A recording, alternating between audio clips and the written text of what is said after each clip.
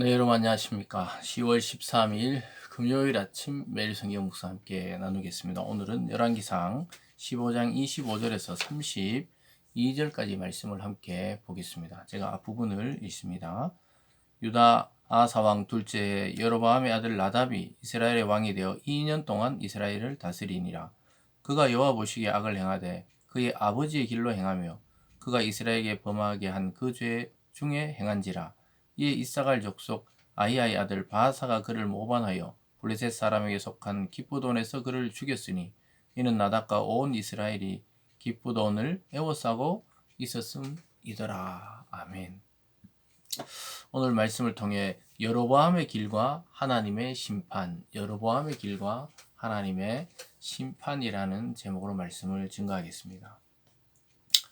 앞에서 살펴본 대로 하나님은 남유다의 왕들이 또는 북이스라엘 왕들이 다윗의 길을 따를 때 하나님은 그들을 번성케 하시고 또 그들의 왕조가 든든히 서가게 하셨고, 또 그러나 오늘 이 북이스라엘처럼 여로보암의 길, 이 길을 따르는 자들은 심판을 면치 못했다는 것을 알게 됩니다.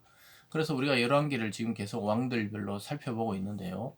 그 왕들의 신앙의 기준을 하나님은 다윗의 길인가 여로보암의 길인가 이것에 대해서 항상 판단 기준을 삼으십니다. 다윗은 순전한 마음으로 죽을 때까지 오직 하나님만이 자기의 유일한 왕이시요 통치자요 구원자라고 고백하던 왕이었고, 여로보암은 그 자기의 불안을 이기지 못하고 여호와 신앙을 금송아지 신앙으로 바꿔버린 그러한 왕이었습니다. 즉 베델과 단에 금송아지를 세워놓고 그것이 바로 우리를 구원한 하나님이다, 이렇게 거짓 신앙을 만들었던 자입니다.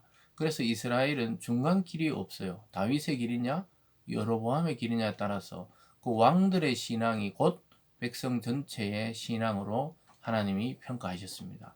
왕이 이 정도로 우상 숭배했다는 것은 온 백성이 이미 우상에 쩔여 있다는 것이고, 왕이 다윗처럼 온전히 하나님 앞에 그 길을 걸어갔다는 것은 백성도 영향을 받아서 하나님을 두려워하고 또 경외하고 하나님을 사랑하며 그의 율법을 지켰던 것으로 보는 것입니다.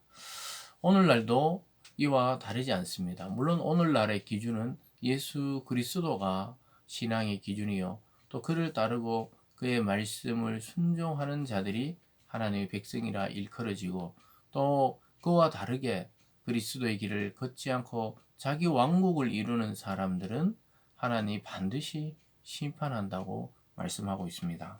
그래서 이스라엘 왕 오늘 나답의 통치가 나오는데, 나답은 여로보암의 아들이었습니다.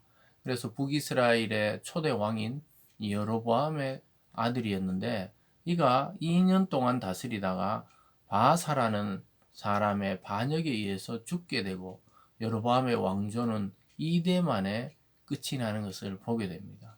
그 다음부터 북이스라엘은 계속해서 모반이나 아니면 사례나 이런 것들을 통해서 왕이 계속 교체됩니다.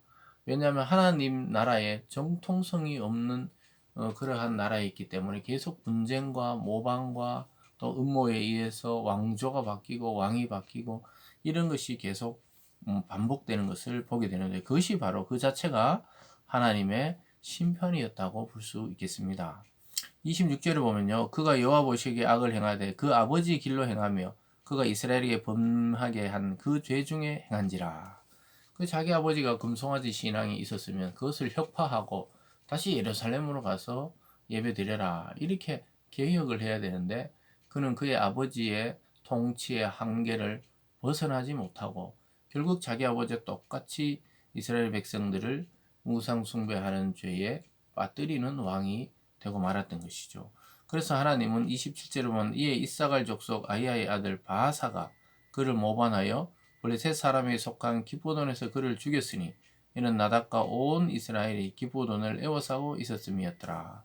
그래서 어느 날 바하사라는 그러한 자가 그를 쳐서 죽이게 되는 것이죠.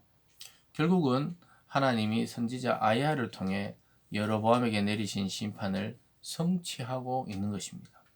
결국은 쿠데타를 일으켜서 왕이 된 바사는 나답을 죽이는데 그치지 않고 여로보암의 후손을 씨를 말려버리는 것을 보게 됩니다. 28절에 보면요.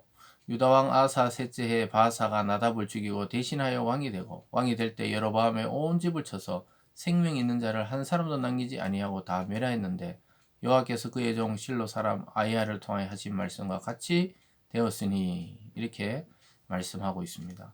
결국은 하나님의 말씀대로 된 것입니다. 모반을 일으켜서 그 왕을 쳐 죽였을 뿐만 아니라 그의 핏줄은 한 사람도 남겨두지 않고 철저하게 심판하고 또 한 사람도 살아남지 못하게 멸망을 당하고 말았습니다. 인간적으로는 잔인한 이 구테타였지만 이것은 하나님의 말씀을 얼마나 철저하게 하나님께서 성취하시는지를 보여주는 또 하나의 예라고 볼 수가 있겠습니다. 그렇게 자랑하던 여로보암의 왕조가 이대 만에 끝나고 이후에 왕조들도 계속해서 물갈이 되는 것을 보게 돼요. 그러니까 하나님의 말씀 위에 또 하나님의 율법과 하나님의 계명 위에 기초하지 않은 북이스라엘은 결국은 계속 흔들리는 갈대와 같이 불안정한 그러한 나라로 남게 되는 것이죠. 30절에 보면요. 이는 여로보암이 범죄하고 또 이스라엘에게 범하게 한 죄로 말미암음이며 또 그가 이스라엘 하나님 여호와를 노엽게 한 일 때문이었더라. 결론적으로 하나님은 계속해서 하나님을 노엽게 했고 또 여로보암의 길, 즉 우상숭배, 금송아지 신앙을 하나님의 신앙을 대체하는 신앙으로 자기가 고안해낸 그러한 유사 하나님의 종교, 금송아지 종교에 다들 빠져 있다. 그래서 하나님은 가치가 없게 보는 거예요. 가치가 없게.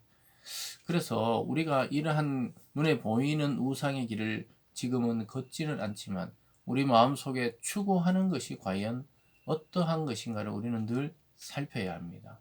내가 하나님 앞에서 어떠한 마음으로 신앙생활을 하며 직장생활을 하며 또 사업체를 운영하며 또 인간관계를 유지하는지를 잘 봐야 합니다. 내 속에 내가 열심히 예수님을 믿고 기도하고 교회를 다니지만 사실은 한켠에 금송아지 신앙을 내 마음속에 키우고 있는 것은 아닌지 우리는 늘 경계해야 됩니다. 그래서 지금은 사단이 아주 교묘하게 아름다운 것처럼 또는 우리를 성공적인 것처럼 그렇게 이끌어서 점점 하나님과 멀어지게 하는 그러한 시대에 살고 있기 때문입니다. 여러분 절대로 오늘 이 여로보암의 길을 걸어서는 안 되고 다윗과 같이 더 나가서 우리 주님 같이 오직 하나님의 말씀을 내 인생의 기초로 삼고 흔들리지 않는 그 믿음 위에 우리 인생과 신앙의 집을 지어 나갈 수 있기를 바랍니다. 기도하겠습니다. 사랑의 하나님 아버지, 여로보암의 길이 아닌 말씀과 순종의 길, 다윗의 길, 주님의 길을 걷는 우리 모든 성도들 되게 하여 주시옵소서. 감사드리며 예수님 이름으로 기도드리옵나이다. 아멘.